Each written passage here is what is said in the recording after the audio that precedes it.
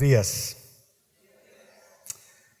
Leon Morris ha descrito el Evangelio de Juan como una piscina en la que un niño puede nadar y un elefante puede chapotear. Y es que el Evangelio de Juan tiene esta característica preciosa. Es a la vez sencillo y profundo. Nos presenta una imagen de Jesús, como veremos ahora en el capítulo 1, trascendente, pero al mismo tiempo nos presenta a un Jesús allende, cercano. Así que no importa si tú te sientes esta mañana o eres como un niño que recién está dando sus primeros pasos en la fe cristiana, o si por el contrario tú te sientes como ese elefante anhelante de hundirte en las profundidades teológicas. Estoy seguro que cualquiera que sea el caso, vamos a disfrutar esta travesía que estamos comenzando por este precioso Evangelio de Juan. Juan en su Evangelio nos presenta claramente el propósito por el cual escribe al final del libro. En el capítulo 20, versos 30 y 31, Juan describe este como su propósito. Y muchas otras señales hizo también Jesús en presencia de sus discípulos, que no están escritas en este libro, pero estas se han escrito para que ustedes crean que Jesús es el Cristo, el Hijo de Dios, y para que al creer, escuchen bien, tengan vida eterna en su nombre. Juan quiere ayudarnos a entender por qué Dios envió al Hijo. Porque el propósito por el que Dios envió al Hijo, a Jesús, es para que al creer en Él nosotros tengamos vida eterna. Ahora, tanto en el Evangelio de Juan como en la experiencia diaria, esta vida eterna no es solamente un tiquete que nos libra del infierno. De hecho, el texto dice en tiempo presente que tengan vida eterna. Así que la vida eterna no solamente es una experiencia que nos aguarda para el futuro, es una experiencia que comenzamos a disfrutar desde el mismo momento que nos unimos a aquel en quien la vida subsiste, como veremos. Y es así entonces como encaja nuestra serie para esta conferencia, la manera en la que hemos decidido abordar este libro, y son los famosos yo soy. Porque en estos yo soy se nos ayudará a entender por qué Dios envió a Jesús y en qué sentido nuestra unión con Jesús nos ofrece vida eterna. Como veremos y como sabemos, estas declaraciones están profundamente ancladas al Antiguo Testamento. Palabras como la luz, el pan del cielo, la vid, la vida, son expresiones que nos conectan sin duda a la revelación precedente. Pero este evangelio tiene la particularidad que, siendo un evangelio de mentalidad judía, se escribe a una comunidad con un trasfondo griego. Por lo que Juan no solamente nos va a hablar en categorías del mundo judío, sino también nos va a hablar en categorías del mundo griego. Vamos a encontrar expresiones del mundo helénico como el verbo, la luz, la oscuridad, que son palabras comunes en el día a día de los lectores originales.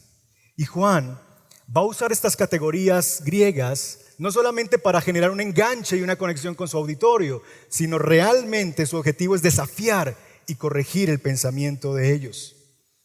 Así que, mis hermanos, leeremos a un autor judío que tiene un ojo puesto en el Antiguo Testamento y otro en el mundo griego, para contarnos en un relato histórico las señales que autentican a Jesús como el Mesías judío que vino a dar vida eterna a aquel que crea en él, judíos y gentiles por igual. Eso es lo que nos espera durante esta jornada. ¿Me acompañan a orar y pedimos al Señor una vez más que nos guíe al explorar este evangelio? Oremos. Padre, qué extraordinario es que podamos acercarnos a ti, a aquel que existe desde el principio, aquel que lo creó todo y por quien todas las cosas fueron creadas. Acercarnos a ti, Padre, a ti, Hijo, a ti, Espíritu Santo, y venir confiadamente ante tu trono de gracia para pedir tu asistencia y tu ayuda. Señor, nuestra alma necesita tu palabra. Háblanos, te lo pedimos, como hemos cantado. Muéstranos a Cristo. Y permite, Señor, que seamos asombrados con la gloria de aquel que es antes que todo y que existe antes de que todo existiera y que por quien subsisten todas las cosas.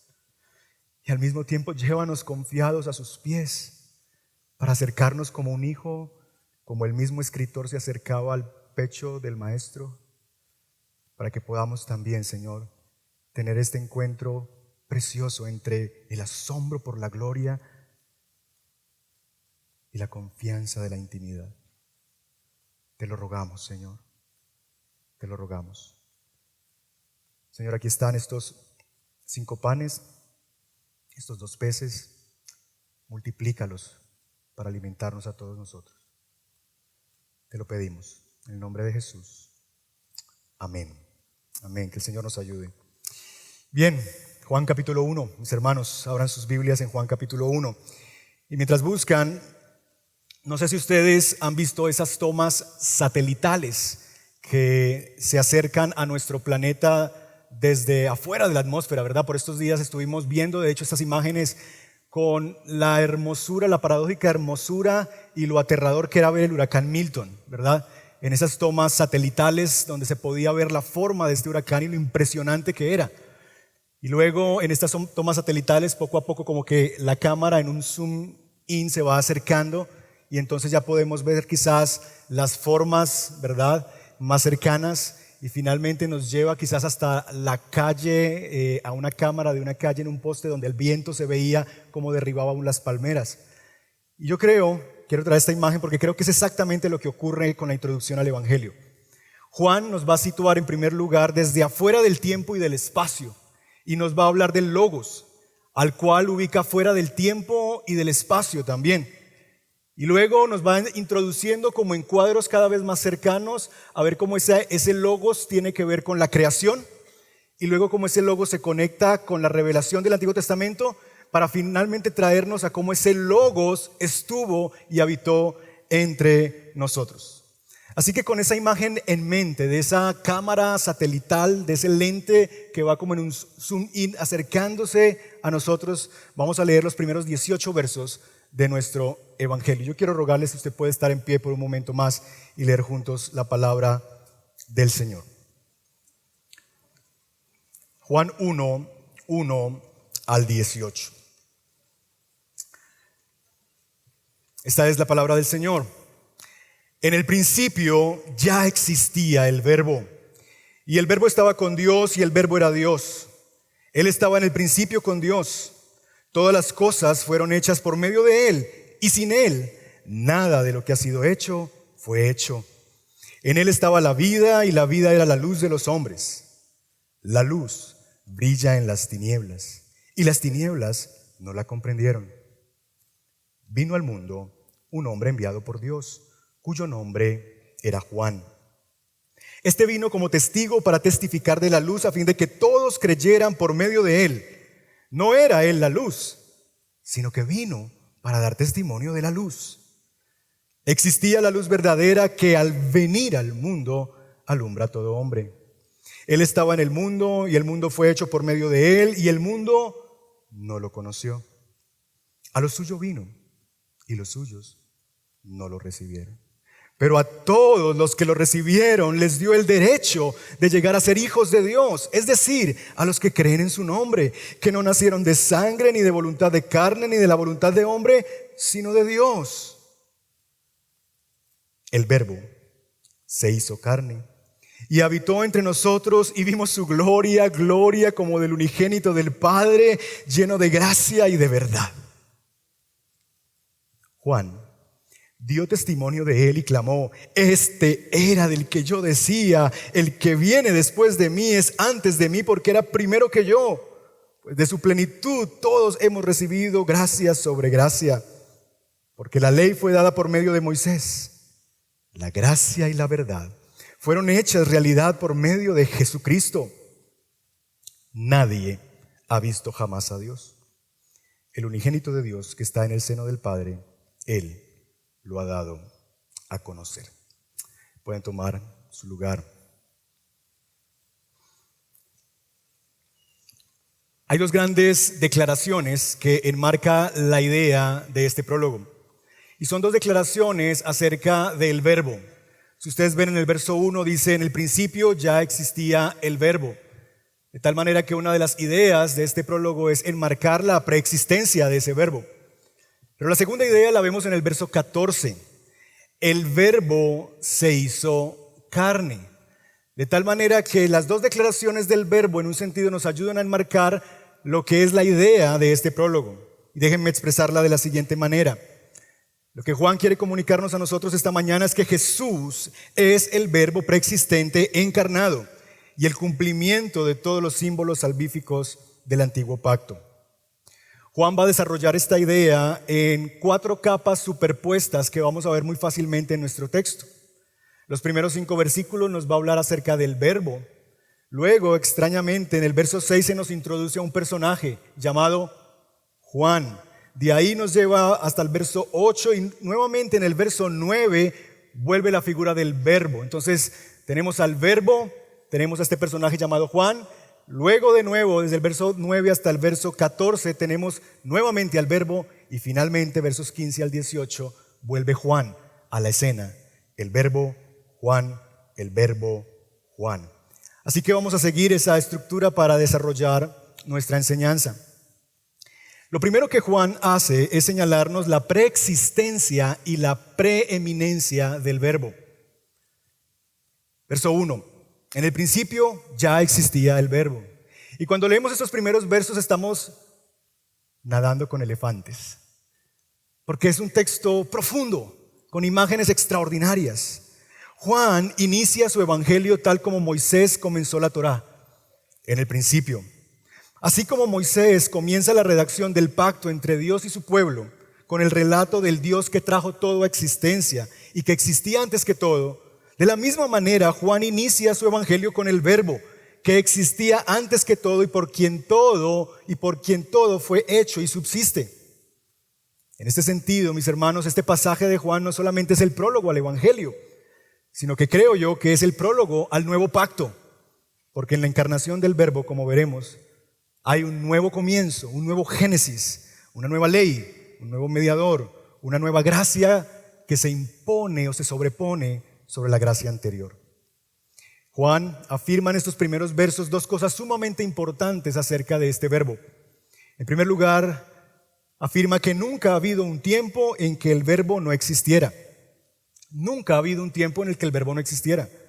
En el principio ya existía el verbo estaba con Dios, el verbo era Dios. El verbo ya existía. Y entonces empezamos a tratar de entender qué quiere Juan con estas declaraciones.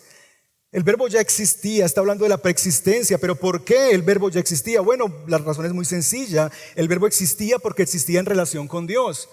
Y entonces nos preguntamos, ¿cómo es posible que exista algo que comparta la preexistencia con Dios? Bueno, y Juan nos explica, porque la única manera de que algo comparta la preexistencia con Dios es que ese algo sea también Dios. Y es lo que el verso 1 aclara. Pero en el versículo 2, como en una nota aclaratoria, Juan dice, Él estaba en el principio con Dios.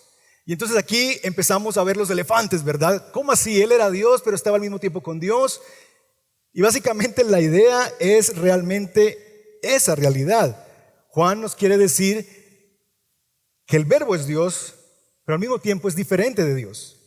León Morris lo expresa de la siguiente manera: Dios es más que el verbo, pero el verbo es Dios y no hay manera distinta en la que pueda comprenderse. No son lo mismo, pero están unidos. Elefantes.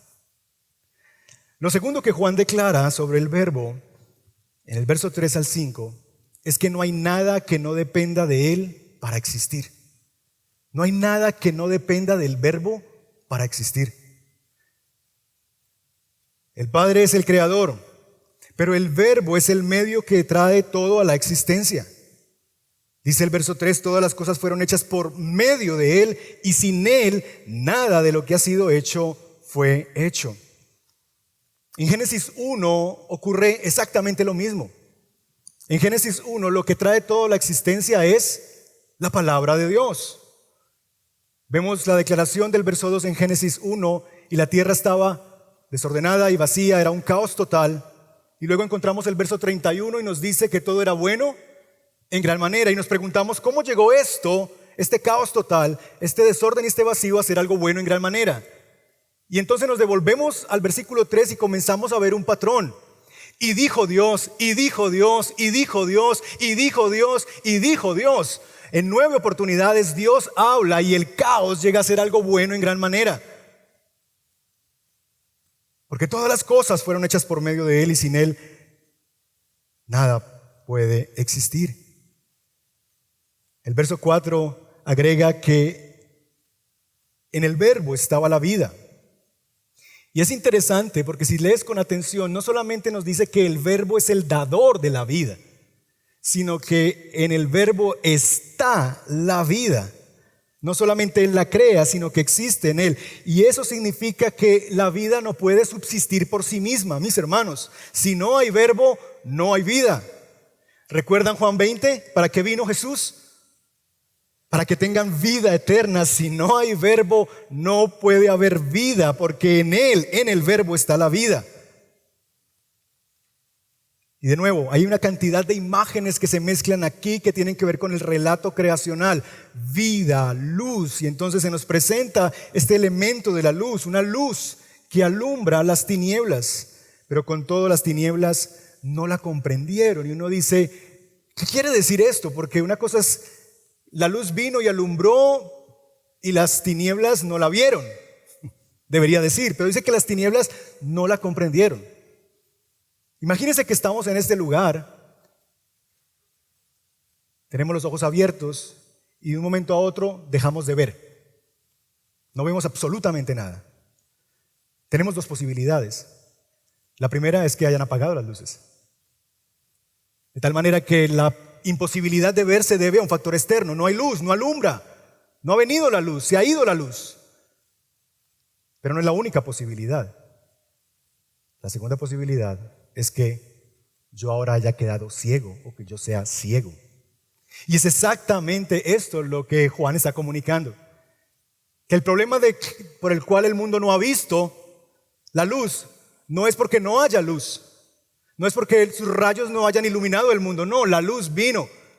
Pero hay un problema, que Pablo va a hablar como la ceguera del entendimiento.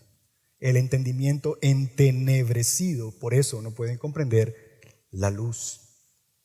Ahora, el texto, como les decía al comienzo, en esa imagen satelital, se mueve en un zoom in a la velocidad de la luz, porque nos pasa de la eternidad pasada y del relato creacional del Génesis de Moisés a los primeros años de la era cristiana, de un momento a otro. Nos presenta ahora en el verso 6 a un hombre cuyo propósito en la vida es ser testigo de este que se llama también la luz. Y entonces vemos en el verso 6 al 8 un relato. Vino un hombre al mundo enviado por Dios cuyo nombre era Juan. Ahora, no sé a ustedes, pero a mí estos versos me parecen un poco abruptos al ritmo en el que veníamos. Estábamos hablando del verbo, de la luz, de la oscuridad, de la preexistencia del verbo, de que en él la vida subsiste. Estamos nadando con elefantes. Y ahora, Juan. Vino un hombre que se llama Juan. ¿Qué se propone Juan, el escritor, con Juan el Bautista? Bueno, la realidad es que al parecer el auditorio al que le escribe Juan tenía una fascinación no sana con Juan el Bautista. Así que Juan el autor quiere resaltar la preeminencia del verbo por encima de la preeminencia que algunos en la comunidad joánica le estaban dando a Juan el Bautista. El verbo, y Juan lo hace señalando que el verbo existía en el principio, mientras que Juan fue enviado por Dios. Su misión es dar de la luz, no ser, dar testimonio de la luz, no ser la luz. Juan el Bautista era un testigo que tenía como misión conducir a la gente al que realmente era la luz. Es más, Juan mismo insistirá en esto. Y es interesante porque nuestra serie nos va a ayudar a explorar los yo soy. Pero si ustedes ven versos 19 en adelante, Juan el Bautista va a insistir en esta idea de que él no es con los no soy. Porque en el Evangelio tenemos los yo soy de Jesús, pero también tenemos los no soy de Juan. Mire conmigo, por ejemplo, el verso 8. Juan el escritor hablando dice, no era él la luz. Mire conmigo ahora el verso 20. Y él confesó y no negó, yo no soy ¿qué? El Cristo. Verso 21. le preguntaron, ¿eres Elías? Y él dijo, no lo soy. Ahí mismo en el verso 21, ¿eres el profeta? Y el que respondió, no. Verso 27, Él es el que viene después de mí, a quien yo ¿qué? No soy digno de desatar la correa de sus sandalias. Así que los no soy de Juan el Bautista contrastan con los yo soy de Jesús. En otras palabras, lo que Juan, el escritor, nos quiere ayudar a entender es, si ustedes quieren ser seguidores de Juan el Bautista, séanlo en el asombro que él mismo tenía ante la gloria del que sí es. Porque Juan mismo ha dicho, yo no soy.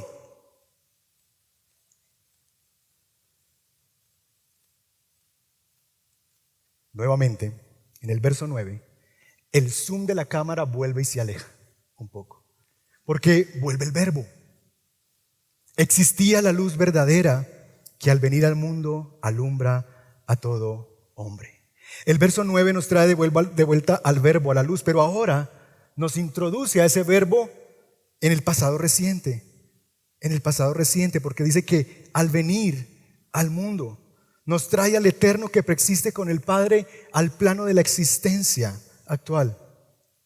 Y entonces, a partir del verso 9 y hasta el verso 14, Juan, el escritor, nos va a decir que el verbo es una persona que vino.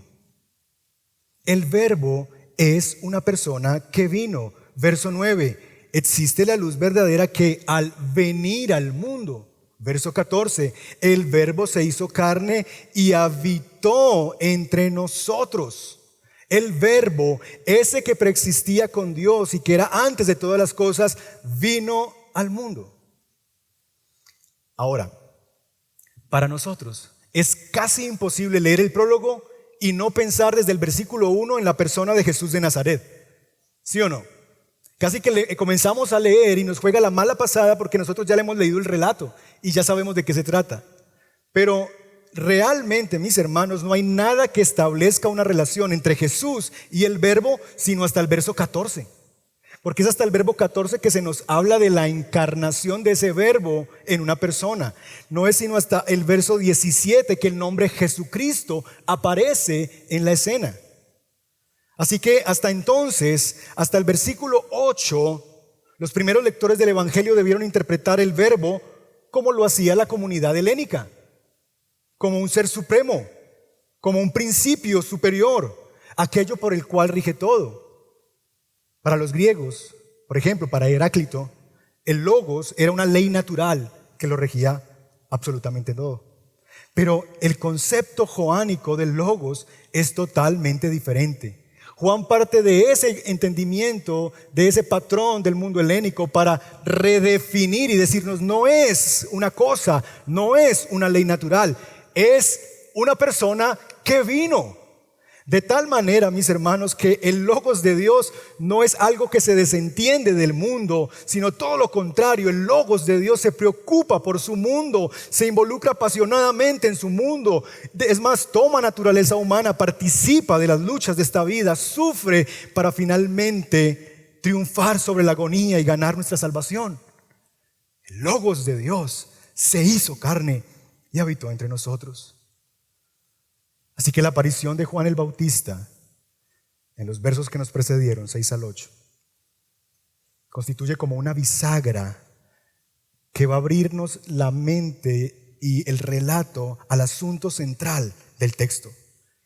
Y es que ese verbo preexistente, por el cual fueron hechas todas las cosas, por quien todas las cosas subsisten y nada fuera de él puede tener vida, quien estaba con Dios desde antes desde el principio, porque era Dios, pero distinto a Dios, ha venido al mundo. La luz verdadera que existía vino y vino a alumbrar a todo hombre.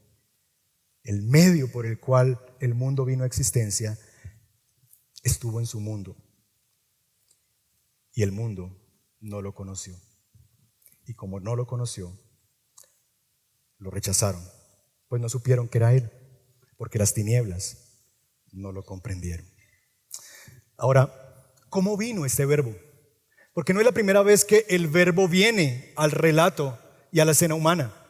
¿Acaso esto es una nueva teofanía? ¿Una nueva aparición? Verso 14 nos dice que no, que esto es algo completamente distinto. El Verbo se hizo carne y habitó entre nosotros y vimos su gloria, gloria como del unigénito del Padre, lleno de gracia y de verdad. Juan nos dice en el verso 14 que ese verbo, esa vida, esa luz, ese que estaba al principio con Dios, se hizo carne y habitó entre nosotros. Y esto es sumamente vital para la comunidad a la que Juan le escribe, porque es una comunidad que está empezando a lidiar con un incipiente docetismo. El docetismo sería una herejía que se desarrollaría años más tarde en la historia de la iglesia, que básicamente afirmaba que Jesús no vino en carne, que simplemente él era como una especie de holograma y que tenía apariencia humana, pero en realidad no era un hombre. Así que Juan quiere decir, no es así, lo enfatiza, se hizo carne y habitó entre nosotros. Pero no solamente esto es importante para la comunidad primaria a la que le escribe Juan, sino que es importante para nosotros, porque también en nuestros tiempos Jesús se ha convertido en un concepto religioso, en algo, no en alguien, en el concepto del amor, en un símbolo que es usado por cualquiera para describir algún valor. No, este se hizo carne, no es un símbolo religioso, no es un concepto, es una persona que se hizo carne y de la cual Juan testifica y vimos su gloria, enfatizando entonces su encarnación y habitó entre nosotros. Esa palabrita que usted ve allí, y habitó entre nosotros, literalmente podría traducirse como puso su tienda o se tabernaculizó entre nosotros. Ustedes recordarán que en el antiguo pacto Dios había mandado a construir un lugar, ¿verdad? El tabernáculo, para que Él pudiera habitar entre su pueblo.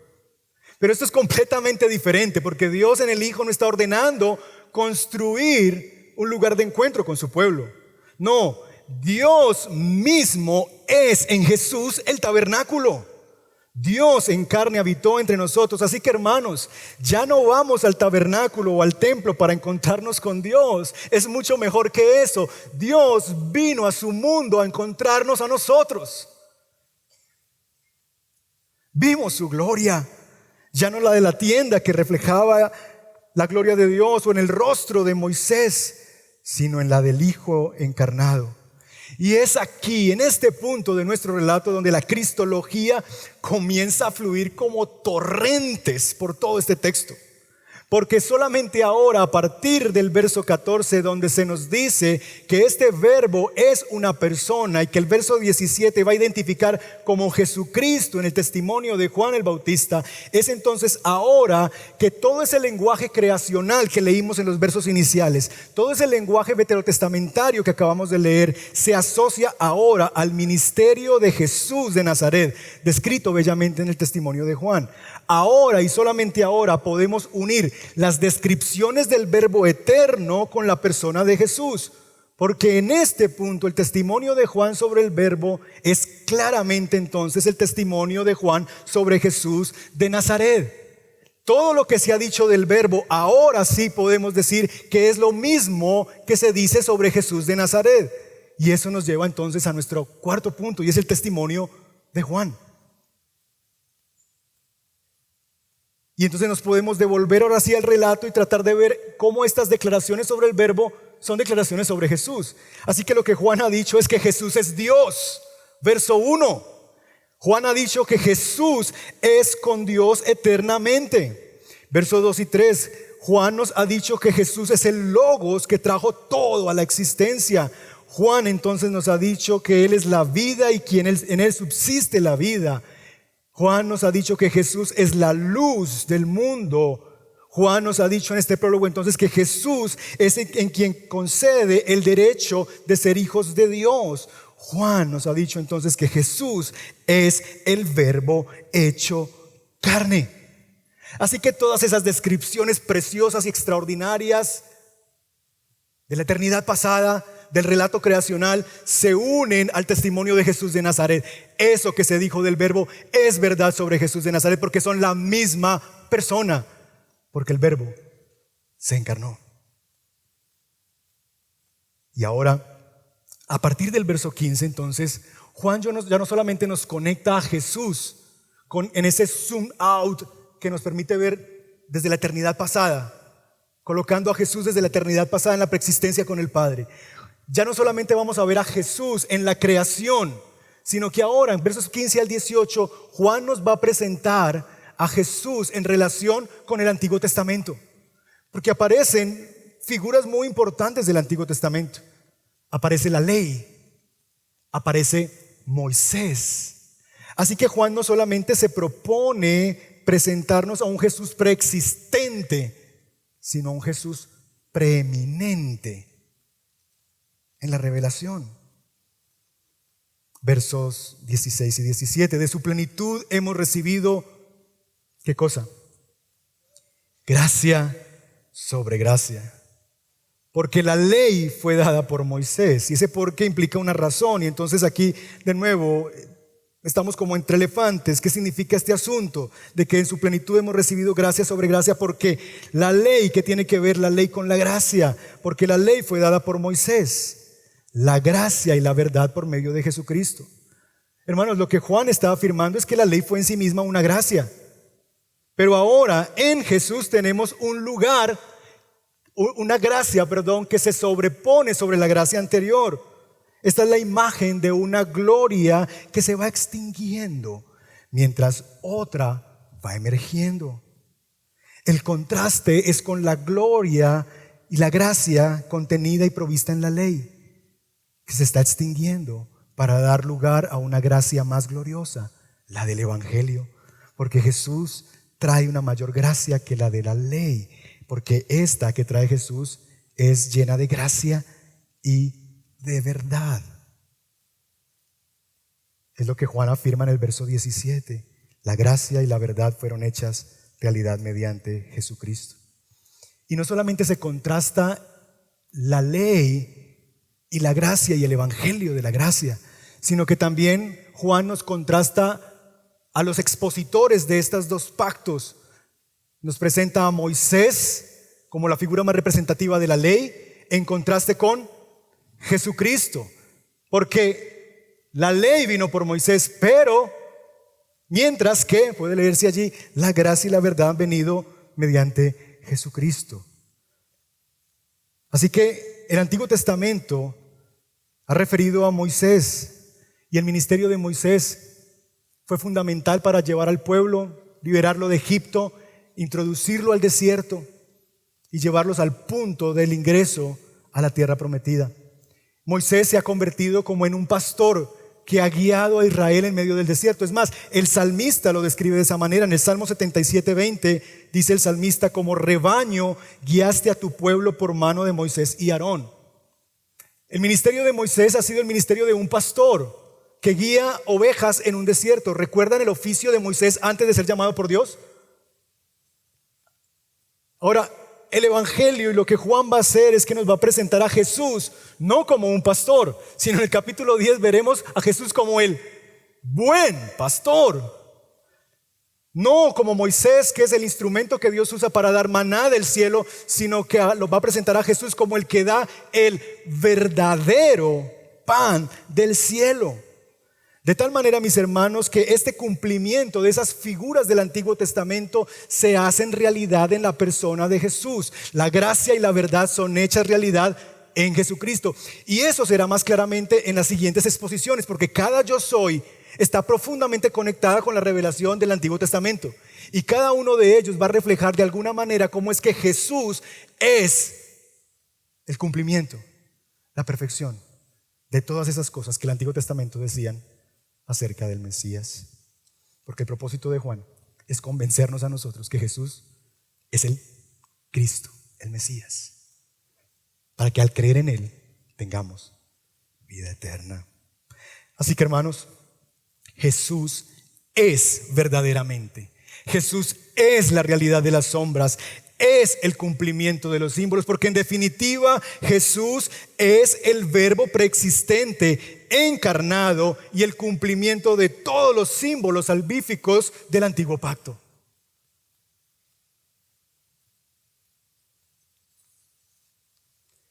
Y si lo recibes, solo si lo recibes, lo que Juan dice que significa, si crees en su nombre, serás un hijo de Dios. Si lo recibes, lo que significa, si crees en su nombre, hoy mismo podrás conocer a Dios. Verso 18. Nadie ha visto jamás a Dios. El unigénito de Dios que está en el seno del Padre, Él lo ha dado a conocer. Así que, querido amigo y amiga, solo si crees en su nombre podrás llegar a ser un hijo de Dios. Solo si crees en Jesús como el Verbo encarnado, como que el que preexistía desde antes de todas las cosas, que se hizo carne para tu salvación, para darnos vida. Solamente en Él podrás tener vida, porque la vida no solamente es algo que Él da, la vida es algo que Él es y subsiste en Él. De tal manera que no puedes tener vida si no lo tienes a Él. Y vengo esta mañana junto con Juan el escritor y junto a Juan el Bautista a dar testimonio de Él, para que tú también creas y tengas vida eterna esta misma mañana y puedas llamar a Dios en ese misterio glorioso, Padre. Hermanos, Juan 1 es el Génesis 1 de la nueva creación,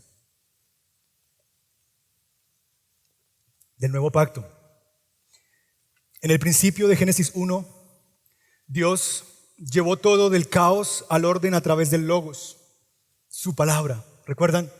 Y dijo Dios, y dijo Dios, y dijo Dios. Y eso que era desorden y vacío, Dios lo fue ordenando y llenando para llevarlo a algo bueno en gran manera. ¿Pero qué pasó? Bueno, llegamos a Génesis 3. Y en Génesis 3 nosotros ya no oímos el Logos de Dios, sino que oímos otro Logos. Oímos otra voz, la voz de la serpiente que trajo del orden, de lo lleno, de lo pleno, de lo bueno en gran manera. Y cuando escuchamos a la serpiente, todo volvió ¿a dónde? Al caos total, porque elegimos escuchar otro Logos. Y entonces nos preguntamos, ¿cómo Dios traerá de nuevo todo al orden que nosotros dañamos? Y entonces nos encontramos con el mismo método de Dios, porque desde el mismo Génesis 3 Dios empieza a hablar. Dios no deja de hablar, no ha dejado de hablar. Y entonces en Génesis 3 Dios comienza a dispensar nuevamente su Logos en forma de promesas. Tú le herirás en el calcañar, pero la simiente de la mujer te aplastará la cabeza. Empieza Dios a hablar a través de pactos, el pacto con Noé, el pacto con Abraham, el pacto con Moisés. Dios le da a su pueblo su Logos, su palabra dispensada en una ley que es una gracia. Pero la ley, como sabemos, no pudo llevar el mundo al orden. Y nos preguntamos, ¿por qué? ¿Por qué la ley no pudo llevar el mundo de nuevo al orden? ¿Es acaso la ley defectuosa? ¿Es acaso la ley débil? No. Pablo mismo lo ha dicho en Romanos 7:14, porque sabemos que la ley es espiritual, pero yo soy de carne, vendido al poder del pecado. El problema no era la naturaleza de la ley, sino la naturaleza de la humanidad pecadora. Pablo dice lo mismo más adelante. La ley estaba limitada por la carne en Romanos 8:3. La ley no podía servir como solución a nuestro problema del pecado. Solamente nos podía enseñar que teníamos un problema llamado pecado, para que a través de ver el problema clamáramos por una solución. ¿Cómo Dios entonces, hermanos? ¿Cómo el Dios que desde el comienzo a través de su palabra llevó el caos, el desorden y el vacío, algo bueno en gran manera, pero que nosotros al escuchar otra voz lo volvimos al caos? ¿Cómo Dios restablecerá el orden? ¿Cómo las cosas serán nuevamente buenas en gran manera? Bueno, Dios hablaría una última vez a través de su palabra. Dios no cambia el método, sigue hablando de la misma manera, sigue transformando realidades de la misma manera. Dios iba a hablar una última vez a través de su Logos, pero esta vez a través de su Logos encarnado, su última y definitiva palabra, Cristo Jesús, Salvador del mundo, Hijo de Dios. Hebreos lo expresa de la siguiente manera, Hebreos 1:1 y 2. Dios, habiendo hablado, dándonos su Logos hace mucho tiempo y en muchas ocasiones y de muchas maneras, pactos, promesas, mandamientos, leyes, a través de los padres por los profetas, a los padres por los profetas, en estos últimos días nos ha, ¿qué cosa? Hablado por su Hijo, a quien constituyó heredero de todas las cosas, por medio de quien hizo también el universo. Dios no ha cambiado de método. Dios sigue transformando. Dios sigue cambiando el caos a través de su Logos, pero ahora de manera definitiva y última a través del Logos encarnado, nuestro Señor Jesucristo. Y ha venido al mundo. Juan entonces nos presenta un definitivo nuevo comienzo. El Verbo, por quien también hizo el universo, se ha encarnado para por medio de él establecer una nueva humanidad, para por medio de él establecer un nuevo reino, para por medio de él inaugurar una nueva creación. Porque, hermanos, es en Jesús y solo en Jesús donde el caos, la muerte, la mentira, el hambre, la sed, la oscuridad, los malos árboles dan paso al orden, a la vida, a la verdad, al verdadero pan del cielo, a la luz verdadera, a la vid verdadera, a la vida nueva. Solo en Jesús. ¿Usted cree eso? Si usted lo cree, mis hermanos, entonces yo les pregunto, ¿cuál debe ser la respuesta de la iglesia a este mundo en caos? ¿No les parece que estamos en un mundo que cada vez nos asombra la maldad? Ayer veníamos hablando con alguien sobre el tema de la prostitución en esta ciudad y de cómo usan menores para esto y del mal llamado turismo sexual. Y es aberrante y es triste y no podemos entender esa categoría de maldad. El mundo es un caos, es un desorden. ¿Qué debe hacer la iglesia ante el caos de este mundo? ¿Cómo va a responder a la iglesia ante esa realidad de lo que no es? De la maldad. ¿Acaso lo que el mundo necesita son señales? ¿Acaso lo que este mundo necesita son estrategias mercadotécnicas para atraer a las masas? ¿Acaso lo que este mundo necesita para terminar del caos y llegar al orden es terapia? No, mis hermanos, este mundo necesita lo mismo que ha necesitado todo el tiempo. Solo una cosa: el Verbo, la palabra. Porque solo el Verbo, solo la palabra puede traer el orden al caos de este mundo. ¿Y saben qué? Tenemos el privilegio desde los púlpitos de nuestras iglesias locales de anunciar a aquel que dice: yo soy el que convierto el caos en orden. Yo soy el que llevo algo de la nada a que sea algo bueno en gran manera. Yo soy Jesús. No hay otro camino.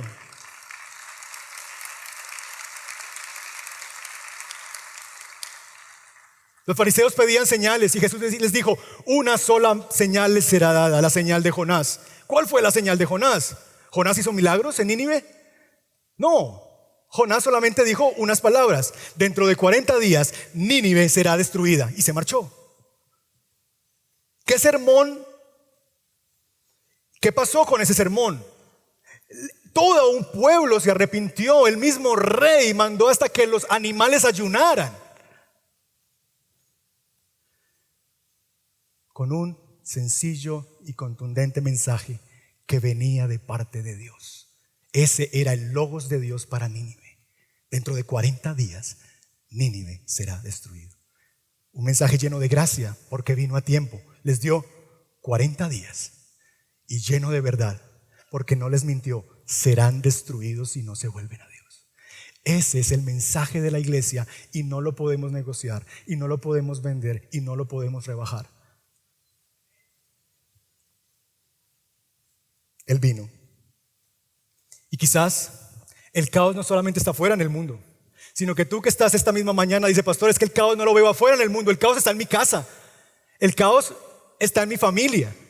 El caos es mi hijo que está descarriado, perdido. El caos es mi matrimonio. El caos es mi vida financiera. El desorden está en mi vida emocional. ¿Hay esperanza para este caos? Sí, hay esperanza. porque el Logos ha venido al mundo, el Verbo se ha hecho carne, así que escúchalo a Él, síguelo a Él, porque solamente Él puede tomar eso que es un caos total y convertirlo en algo bueno en gran manera. Sométete al Logos y a su palabra.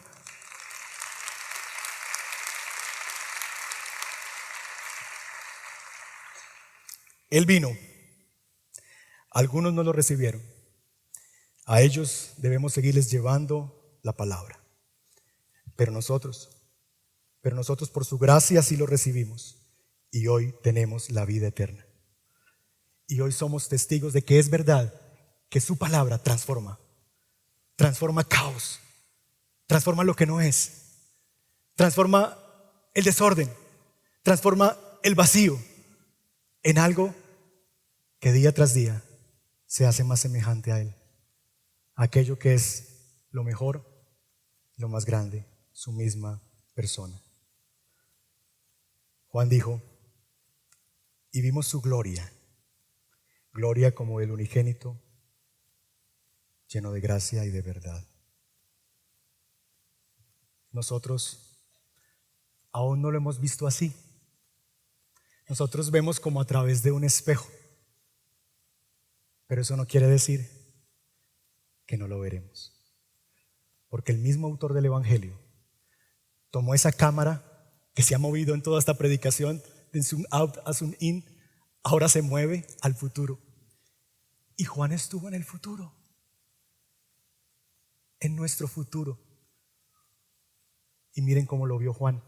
Apocalipsis 19, versos 11 al 13.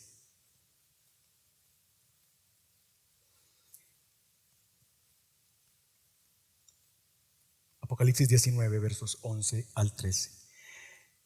Vi el cielo abierto y apareció un caballo blanco. El que lo montaba se llamaba Fiel y Verdadero. Con justicia juzga y hace la guerra.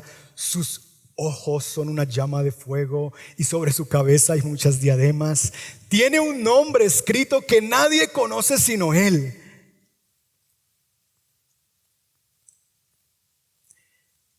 Está vestido de un manto empapado en sangre.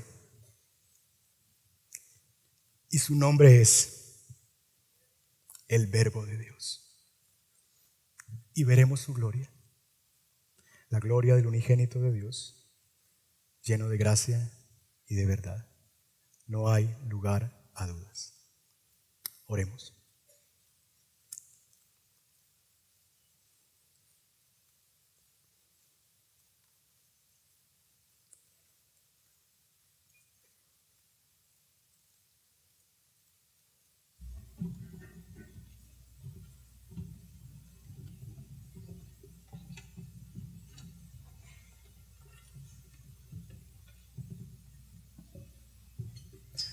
Señor, esas sensaciones que quizás percibimos durante esta predicación de sentirnos como nadando en profundidades, en complejidades, en estos primeros versos que se hacen como una piscina para elefantes, densos, complejos, realidades que parecerían contradictorias pero que no lo son, y luego será llevados por ti a la gloria de aquel que siendo todo eso preexistente, preeminente, que habitaba con el Padre antes de la eternidad, que es Dios, pero que al mismo tiempo está con Dios, vino y se hizo carne y habitó entre nosotros. Señor, si eso no nos asombra, si no caemos ante el asombro de estas gloriosas verdades, de lo profundo que habitó entre nosotros como un hombre sencillo que pisó estas calles, las calles de este mundo lleno de caos, de desorden, como la última y definitiva palabra de Dios, porque Cristo Jesús es la última y definitiva palabra de Dios para este mundo en caos, y el mundo no tendrá esperanza si no escucha su voz. Y nosotros tenemos el privilegio de anunciarlos desde púlpitos como estos y en nuestras iglesias locales, en nuestros grupos pequeños. Padre, que no nos avergoncemos del Evangelio. Abre nuestros labios para predicarlo, Señor. Porque Es lo único que está lleno completamente de gracia y verdad. Cristo Jesús anunciado desde nuestros púlpitos. Ayúdanos a no retroceder ante las ambiciones de este mundo, ante las ofertas de este mundo que nos quiere presentar otras cosas, otras maneras. No, Señor, que sigamos presentando al Logos, al Verbo de Dios, porque Él, y solo Él, es el que transforma el caos en algo bueno en gran manera. Él ha venido, está transformando el mundo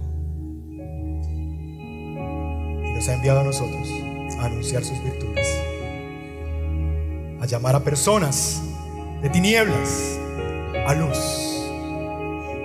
de la muerte a la vida,